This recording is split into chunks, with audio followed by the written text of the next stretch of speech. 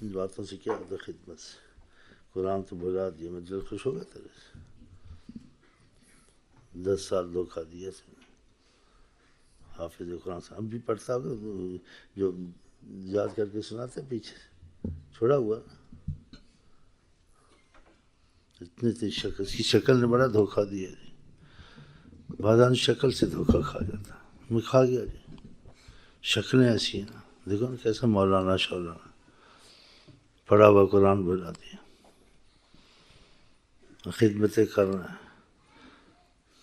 کھانا پینا مل جاتا ہے یہاں سے، پجا رہا ہوں تمہارے سے، پوجا کرو میری، مجھے کیا استغفر اللہ، قرآن پڑھے نہ پڑھے میرے ساتھ تو ٹھیک ہے، یہ تو مصیبت ہو گئی، یہ تو بہت بڑا خیانت خدا سے ہو گئی کہ خدا کے معاملے میں لاپرواہی کرو نبی کہ بھئی میرے ساتھ تو اچھی ہیں، خدا رسول کو چھوڑو، یہ تو ٹھیک نہیں ہے، خدا رسول کے ساتھ اچھا ہو جائے، میرے نہ بھی اچھا ہے، میرے دل سے معافی ہے انشاءاللہ۔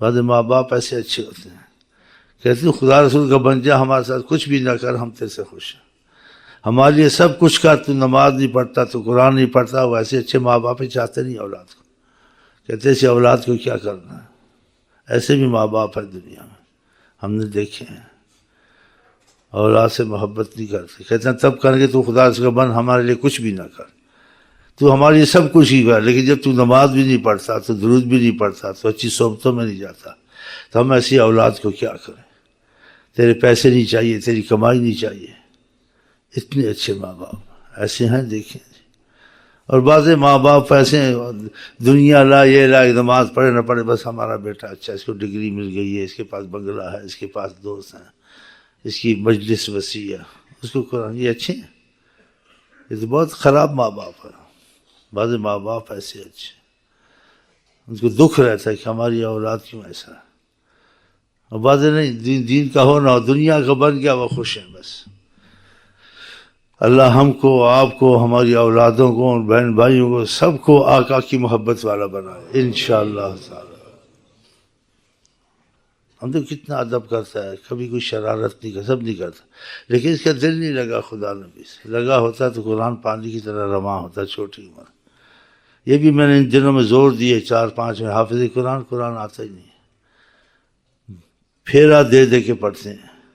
میں اللہ کے فضل کا شکر بچپن سے یاد کیا، ابھی سارا سننا انشاءاللہ، خدا کے کھڑا ہو کے سارا قرآن سنا دوں گا بغیر پھیرا دیے، بغیر پھیرا۔ یہ میرے ماں باپ کی محنت ہے میرے پر، یہ میرے ماں باپ کی محنت نہیں کہ اس بڑھاپے میں بھی میں آپ کو یہ پھیرا دے دے کے پاؤ سپارہ سناتے ہیں، پھر پھیرا دے دے کے آدھا سناتے ہیں، پھر پچھلا بھول جاتی ہے۔ یہ آپ کی رغبت کے لیے، تربیت کے لیے کرتا ہوں، اپنے شوق سے، مدینہ شریف سے۔ میں کیا اللہ تعالیٰ میں سب سمجھوں گا تو نے کرم میرا بڑا کیا اگر میں ایک رات میں قرآن ختم کروں، پھر خدا نے مجھے توفیق دی، اپنے فضل سے کرم کی باتیں کرتا ہوں۔ رمضان کے عشرے میں مدینہ شریف میں شام سے قرآن نفل میں شروع کرتا تھا، شام کے بعد تہجد کو ختم کر دیتا تھا، اللہ کے فضل سے۔ اللہ میرا عمل یہ ریا نہ کرے، آپ کو اپنی رغبت بتاتا ہوں، اس کی عمر میں تھا میں، یہ عمر ہے منحوس، اس عمر میں تھا، نہ میرے پر کسی ماں باپ کا دباؤ تھا، نہ استادوں کا دباؤ تھا، اپنا شوق تھا، یہ قرآن مجھے بہت اچھا لگتا، اللہ کی قسم۔ ہاں، نفلوں میں پڑھنا، شام کی نماز کے بعد روزہ کھولنا، عشر الاواخر میں، پھر نفل میں کھڑا ہو جانا، کوئی پیچھے ہو نہ ہو، یہ ریاکاری نہیں ڈھونڈتا تھا، اکیلا، پھر عشاء ہونا، پھر کھانا کھانا، پھر جانا، پھر تراویح پڑھنا، پھر لگ جانا ہے جی تہجد کے ٹائم قرآن تہجد میں ختم۔ یہ خدا کی نعمت ہے نہیں ہے، اپنا شوق ہو انسان ایسے کرتا ہے، اور اب تک مجھے یاد ہے، پھیرا دے کے نہیں پڑھتا ہوں، ایسے پڑھتا رہتا ہوں، اور میں آپ کو ریاکاری سے نہیں کہتا ہوں، ان کی تقویت کے لیے، لیکن وہ کرم پہ آ جائے، حقیروں پر بھی خزانے کھول، اور یہ ان کا حال، ان کو کھانا ملتا ہے، پینا ملتا ہے، ان پہ کوئی مشقت نہیں ہے، اس کے باوجود قرآن بھلا کے بیٹھے ہوئے ہیں۔ یہ دل جلتا ہے ان کو دیکھ کے، کیوں جلتا ہے کہ خدمت میں میرے لیے جان دیتے ہیں، اور خدا رسول کے معاملے میں نل، اس کو کبھی قرآن بلایا ہوا۔ دوسرے میں 4-5 سال کے دھوکے میں رہا، ایک بولتے ہیں 4 سپارے پڑھتا ہوں، سب بولتے ہیں 5 پڑھتا ہوں، میں نے پھر ان کو بخششیں ہدیے کھانے پینے. پھر بعد میں اتفاق کو پتہ چلا یہ نظر سے پڑھتے ہیں، حفظ سے نہیں پڑھتے ہیں. دیکھو مجھے دھوکہ دیتے رہے. یہ 4-5 سال ایسے ہی منحوس. اب ان کو تھوڑا لگایا خدا کا خوف کرو. قرآن جیسی نعمت دنیا میں نہیں ہے، آخرت میں نہیں ہے.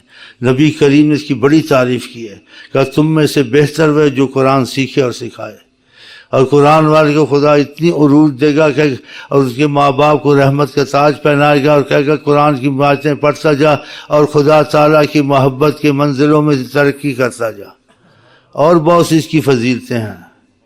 اور جتنے ان کے 70 یا کتنے اگر اس پر جہنم واجب ہو چکی ہے، حافظ قرآن کے تو فیض کے خاندان کے بخشے جائیں گے. لیکن وہ عمل بھی تو کچھ کرے بھی تو صحیح. اور جو قرآن بلائے گا اندھا اٹھے گا. آقا جی کہتے ہیں میرے نزدیک اس سے بڑی یعنی غلطی یا جس کا مفہوم گناہ نہیں ہے کسی نے کوئی قرآن کی آیت یاد کی پھر بھلا دی. اس سے بہت محبت کریں قرآن سے. کچھ یاد کیا کریں، سورۃ یاسین یاد کریں، سورۃ ملک یاد کریں، ان صورتوں کو، اور باقی کو نظر سے پڑھتے رہیں. اس کی بڑی ترغیب دی حضرت محمد مصطفیٰ نے. کہ خیرکم، تم سے سب سے اچھا اور بہتر وہ ہے من تعلم القرآن و علمہ، جو قرآن سیکھے اور سکھائے. اور اس کو کچھ نہ آئے قل واللہ ہی پڑھتا رہے، 200-400 دن میں پڑھ لے وقفوں میں. پہلے بھی حدیث سنائی تھی آقا جی نے اس کی رغبت کے لیے، قرآن کے لیے آقا جی کا وقت کتنا قیمتی ہے. آقا جی کی بات کرنی کتنی ایک خدا کی رحمت ہے. تو آپ نے صحابہ کو اس کی رغبت دلائی. ایک دفعہ رات کو آئے نماز عشاء کی پڑھانے، تو کہا تم میں سے 10 سپارے کون پڑھے گا. صحابہ محبت بھی کرتے تھے، ادب بھی کرتے تھے، تو ہاں نہ کر سکے، خاموش رہے کہ 10 سپارے پڑھیں گے تو رات گزر جائے گی قرآن پڑھنے میں. دن کو روزی بھی تلاش کرنی ہے، بال بچہ بھی ہے، مجبوری بھی ہے. اور نہ بھی نہیں کیے کہ بے ادبی نظر آتی ہے، خاموش رہے. آپ کا انداز ایسا اچھا تھا کہ دل میں بات اتارنا. ایک کتنا وقت دیا آقا جی کا وقت پتہ ہے کتنا قیمتی ہے. سبحان اللہ. دیکھا کوئی بولتا نہیں 10 سپارے پڑھوں گا، جا کے تشریف لے کے اندر بیٹھ گئے. پتہ نہیں کیسے بیٹھے ہوگی، ایسے بیٹھے ہوگی، ایسے ان کا بیٹھنا اٹھنا. بعض محبت کا جن پہ کرم ہے دیکھتے ہیں. کبھی وقفوں میں، دنوں میں، سالوں میں یا مہینوں میں وقت آتا ہے، حجابات ہٹ جاتے ہیں، دیکھتے ہیں بیٹھے نماز پڑھنا ہے یا بات کر رہے ہیں یا تسبیح. یہ تسبیح پڑھتے ہوئے دیکھا، تسبیح یہ بھی سنت ہے، لیکن اہل فیض کے لیے، جو اہل جن کو فیض نہیں ملا ان کے لیے سنت نہیں ہے، ان کے لیے انگلیوں پہ سنت ہے. اس لیے انہوں نے حدیث میں پڑھا نا انگلیوں پہ پڑھتے تھے. تسبیح کا حدیث میں نہیں آیا. لیکن تسبیح کا فیض لوگوں کے جنہوں نے فیض کھلا اور آقا جی کے پاس تسبیح دیکھی، آقا جی کے ہاتھ میں تسبیح دیکھی، تو فیض والوں کے لیے تسبیح سنت ہے، طریقت والوں کے لیے. اور شریعت والوں کے لیے سنت نہیں ہے. اس لیے وہ حدیث سے دلیل مانگتے ہیں، حدیث میں اس کی دلیل نہیں ہے، حدیث میں انگلی ہے. اور فیض والوں نے دیکھا کہ آقا جی کو حجاور سے تسبیح پڑھ رہے تھے، تسبیح سامنے بھی پڑی ہوئی تھی، ہاتھ میں بھی دیکھی، پھر سنت ہوئی نہیں ہوئی. تو سب کے لیے سنت نہیں ہے، اہل طریقت کے لیے سنت ہے کہ انہوں نے آقا کے ہاتھ میں دیکھی. بہرحال آقا جی اندر جا کے بیٹھ گئے. پھر وقفہ، تھوڑا وقفہ دیکھے گئے. صحابہ کو کہا تم میں سے کون 10 سپارے پڑھے گا. خاموش تھے صحابہ ادب سے. دیکھا کوئی نہیں بولتا ہے تو واپس چلے گئے. 3 دفعہ ایسے کیا. یہ تھوڑی بات تو نہیں ہے کہ ان کے دل میں عظمت قرآن بٹھاؤ، ان پر خدا خاص فضل کرے.